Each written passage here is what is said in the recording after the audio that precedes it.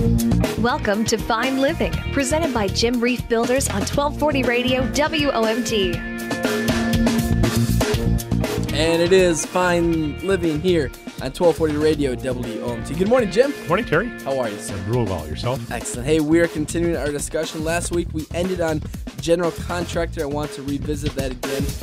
Remind the listeners what a general contractor is and why it's important to work with one, and more specifically, to work with you. Well, thank you, Terry. I guess we want to emphasize that a general contractor is a company or a person acting as a general contractor that takes care of running the entire project from you from start to finish, hires the trade contractor, supplies the materials, usually to give you one price and includes all these items that they detail out and such like that. Not all builders are. Some builders just do carpentry work. They don't want to get into the general contracting, hiring the plumbers and stuff. They're not geared up for that, so I want to point that out. If you're looking to hire a general contractor, I would ask a few questions. References. Get references. Call those references. I mean, even call the building inspection department. See if they have complaints, because that's all public information, public record, so they can tell you if they have problems with certain contractors. I'm going to make sure they're state certified. It's not necessarily a license, but it's a certification that can be found on the website through the state of Wisconsin. The building inspection department can help you with that. And then ask them to show you how organized they are.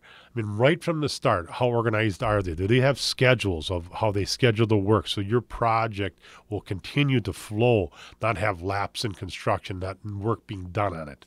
So you want to see those types of things, and even how organized they are with their contracts, meeting at proper times and being there timely and such like that. Sure, so absolutely. Those are a few ways to gauge your general contract. Guaranteed price, Jim. At our company, we put our name. I sign my name to the bottom of the contract. It's for the price for what we list out there. Of course, people may make a few changes, may want to upgrade a plumbing fixture or something like that.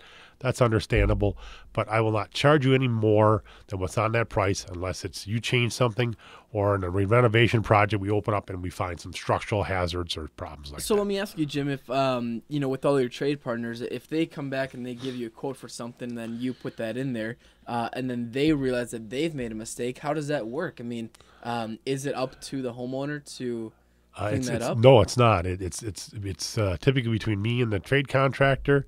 I may say, I'm sorry, but we asked you to detail it out, and you did. And Sure. If you missed it, unfortunately, it's your fault. In some cases, we maybe help out one other trade contractor and say, well, we can, if it's not a big thing, we can split it or something Sure. like that to help out. So But- basically, I mean, but the consumer does not have to pay any extra. So what you see is what you get. And we try to be No very hidden fees. detailed. Our new home specifications are 30 pages long for sure, Wow. because we're going to detail out it for you. Well, there's no gray area. Gray areas where people end up getting hard feelings, go to court. We don't want gray Sure. area. Sure. And I think, it's so important. I mean, this is all representing, the good communication that you have with the consumer, the customer, but also then with your trade partners and your team. I mean, to have a successful project needs that communication. Just like in any place of employment, Terry, when the team's working together, things go well. And I think ultimately, one of the key things we need to emphasize is the stress level. Building a new home is a big adventure.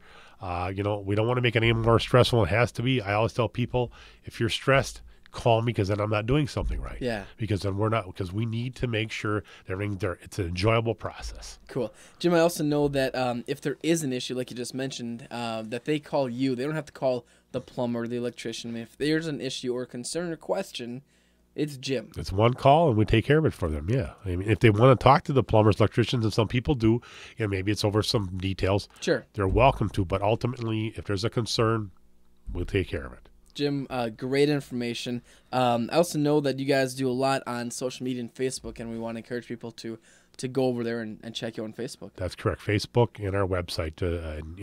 We actually, you can actually sign up for our newsletter too, because we have a quarterly newsletter. Awesome. Jim, phone number, how can they call you? They can give us a call at 684-6899.